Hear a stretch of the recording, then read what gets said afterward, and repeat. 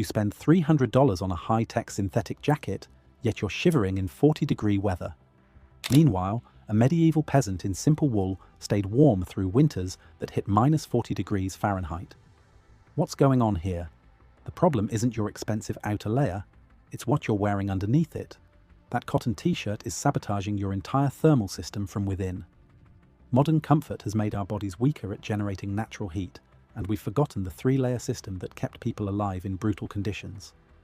Today we're diving into the science of why medieval clothing worked and why yours doesn't. Let's start with the biggest culprit in your closet. Cotton is a hydrophilic fiber, which means it loves water. When you sweat or get caught in light rain, cotton absorbs that moisture and holds onto it. But here's where it gets dangerous. Wet cotton collapses. Those tiny air pockets that provide insulation when the fabric is dry, they disappear under the weight of the water. The cotton fibers straighten out and lie flat against your skin. Now your base layer isn't insulating you anymore, it's actively conducting heat away from your body. This is why outdoor professionals have a saying, "Cotton kills." It's not hyperbole. Wet cotton can pull heat from your core for hours, leading to hypothermia even on seemingly mild days. Your expensive jacket becomes irrelevant when your base layer is working against you. But the problem goes deeper than just fabric choice. Modern humans live in what scientists call thermoneutral zones. We move from heated homes to climate-controlled cars to heated offices. Our bodies rarely experience non-life-threatening cold stress. This constant comfort has consequences. Our natural defenses against cold have atrophied. Medieval people had faster, stronger shivering responses. Their bodies were quicker to pull blood away from hands and feet to protect vital organs. They were physiologically tougher because their environment demanded it. Think about it. A medieval person lived with the seasons. They spent hours outdoors daily. Their homes were drafty, heated only by a single central hearth. Their bodies were constantly adapting to temperature changes. They were naturally cold acclimatized. We've traded that resilience for convenience. Central heating lets us make fatal clothing choices without immediate consequences. We can wear cotton jeans and thin hoodies in winter because we're never more than a few steps from artificial warmth. There's also a psychological factor. We choose clothes based on fashion and social signaling, not survival function. This is a luxury purchased by cheap fossil fuels. When heating a poorly built house costs just a few dollars a month, thermal efficiency doesn't matter. Medieval people couldn't afford this luxury. While their clothing was also a status symbol, the primary driver in winter was survival. A peasant's heavy wool tunic and a noble's fur-lined cloak were solving the same thermal problem, just with different materials. Making a fashionable but dysfunctional choice wasn't a style statement, it was potentially lethal. Modern homes prove this disconnect. During power outages, our houses drop 1 degree per hour. Within 12 hours in severe cold, they reach dangerous temperatures. We've built thermal houses of cards that collapse the moment we stop pumping energy into them. Compare this to surviving medieval structures in Scandinavia and Russia. During multi-day blizzards at minus 40 degrees, these buildings maintain livable temperatures with just one fire per day. Some stay above freezing for over 72 hours with no fire at all. The medieval approach wasn't primitive. It was sophisticated engineering that worked with physics, not against it. They understood something we've forgotten. Your body is a heating engine, but only if you give it the right tools. That cotton t-shirt under your high-tech jacket, it's not just failing to help, it's actively sabotaging your body's thermal system. Medieval people avoided this failure completely by building their clothing around materials that worked with their physiology.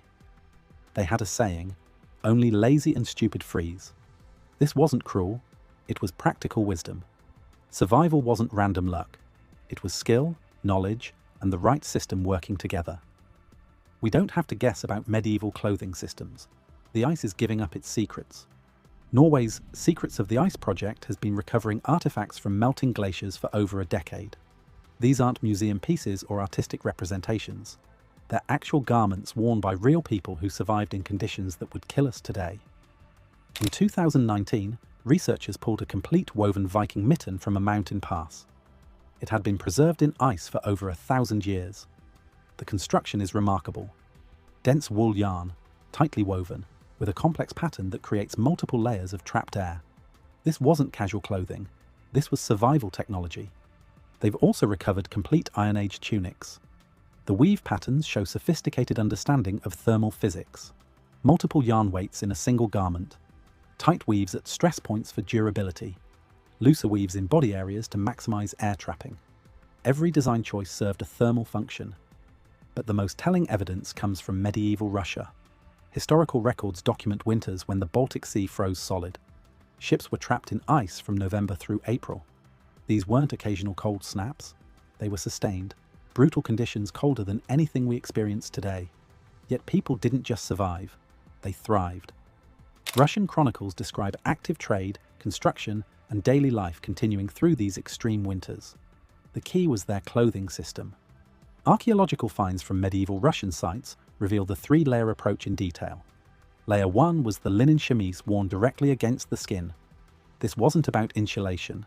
This was about hygiene and moisture management. Medieval people understood something crucial. Their valuable wool layers were expensive and difficult to wash. The linen chemise served as a washable barrier, protecting the wool from body oils and sweat. But linen had another critical property. Unlike cotton, linen fibers have natural capillary action. When you sweat, linen pulls that moisture away from your skin without structural collapse. The fibers don't straighten and flatten like cotton does when wet. They maintain their structure and continue moving moisture outward. This is why linen was the foundation of the system. It kept the skin drier and the insulation layer cleaner. Medieval people could wear the same wool tunic for weeks or months because the linen underneath was doing the dirty work and getting washed regularly. Layer 2 was the wool tunic, the insulating engine of the entire system. This layer had one job: trap body heat. The genius was in the modular approach. Need more warmth? Add another wool layer. Medieval Russians would wear multiple rubakas, one over the other. Women might add an extra kirtle over their first one. The most sophisticated version was the gambeson, a quilted jacket stuffed with wool or linen tow. The quilted construction created dozens of individual air-trapping chambers. These chambers prevented the insulation from shifting or settling. Each quilted section maintained its loft independently. If one area compressed, the others continued insulating. This quilted design also distributed body heat evenly. Instead of hot spots and cold spots, the gambeson created a uniform thermal field around the torso. Modern sleeping bag manufacturers use the same principle with baffled construction. But here's what made wool the perfect insulation material. Each wool fiber has a three-dimensional crimp structure. Under a microscope, wool looks like tiny coiled springs. These springs create millions of stable air pockets within the yarn and fabric. Air is the actual insulator, not the fiber itself. When wool gets wet, those crimped fibers don't collapse like cotton. They maintain their springy structure and continue trapping air. This is the famous wool insulates when wet property that has saved countless lives. The crimp is nature's high loft technology. Layer 3 was the weather shield. Dense wool cloaks with natural lanolin coating. Fur-lined capes for the wealthy. Leather outer garments for wind protection. This layer's job was simple: block wind and shed precipitation before it could reach the insulation layer. Medieval hoods were particularly sophisticated. The Google and chaperone weren't just hats. They were integrated thermal systems that covered the head, neck, and shoulders. They sealed the thermal chimney at the neck where rising body heat would otherwise escape. The complete system left zero thermal bridges. Every gap was sealed against convective heat loss. Sleeves were designed to overlap with gloves or mittens. Tunics extended below the belt line to overlap with leg coverings. Hoods integrated with shoulder coverage. Medieval people understood that a thermal system is only as strong as its weakest point. One unsealed gap could compromise the entire envelope. They treated clothing construction like military engineering because for them, it was a matter of life and death. The system also breathed properly. While blocking air infiltration, it allowed moisture vapor to escape. The natural fibers created a vapor-permeable barrier. Sweat could evaporate and exit the system without allowing cold air to enter. This is why the medieval system worked in active conditions. A person could chop wood or walk long distances without overheating. The system managed moisture while maintaining insulation. Modern synthetic systems often trap vapor, creating a clammy microclimate that leads to rapid cooling when activity stops. The three layers work together like a sophisticated machine. The linen managed moisture and hygiene. The wool provided thermal mass and insulation. The outer shell blocked weather. Each layer enhanced the other's performance. Remove any one layer, and the system's effectiveness dropped dramatically. This wasn't just clothing. It was wearable architecture designed by people who understood that thermal failure meant death. To understand why medieval clothing worked so well, we need to dive into the physics of the materials themselves. This isn't just historical curiosity, this is hard science that explains why natural fibers dominated cold weather survival for thousands of years. Let's start with wool's secret weapon, lanolin.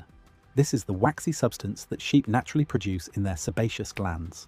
It's not actually a fat, despite being called wool fat. It's a complex mixture of sterile esters that serves as the sheep's built-in waterproofing system. Medieval people used wool that was unprocessed or only minimally processed. This means the lanolin was still coating the fibers. They were essentially wearing nature's version of Gore-Tex technology. Water would bead up and roll off their cloaks instead of soaking through. But lanolin does something even more sophisticated. While the surface of the wool fiber repels liquid water, the core of the fiber can absorb water vapor up to 30% of its weight. This creates a hygroscopic core with a hydrophobic surface. The wool pulls moisture vapor away from your skin's microclimate without feeling wet or clammy. This dual-action moisture management is impossible to replicate with synthetic materials. Modern DWR coatings wear off after repeated washing. Lanolin is part of the fiber structure itself. It's permanent, renewable, and completely natural. Now let's talk about the crimp structure that makes wool's insulation properties so remarkable. Under magnification, a wool fiber looks like a tiny helical spring. This three-dimensional crimp creates millions of stable air pockets within the yarn. These aren't random gaps that collapse under pressure. They're engineered spaces maintained by the fiber's spring structure. When cotton gets wet, its straight fibers absorb water and collapse under the weight. The fabric becomes dense and loses all its insulating air pockets. When wool gets wet, those crimped fibers maintain their spring structure. They continue trapping insulating air even when thoroughly soaked. This is why wool's insulates when wet property isn't just marketing, it's physics. The crimp doesn't disappear when wet. It springs back when dried. This resilience meant medieval people could work in snow, get caught in rain, or sweat heavily without losing their thermal protection. Compare this to modern synthetic insulators. Polyester fleece and Primaloft are hydrophobic, meaning they don't absorb water at all. This makes them dry faster than wool, which sounds like an advantage. But they lack wool's sophisticated moisture management system. They either repel all moisture, creating a vapor barrier effect, or they wick it so aggressively that you feel clammy. Synthetics also fail the sustainability test that matters to anyone interested in traditional skills. They're petroleum-based, energy-intensive to produce, and they shed microplastics with every wash. These microplastics end up in waterways and food chains. Wool is renewable, biodegradable, and actually improves soil when it decomposes.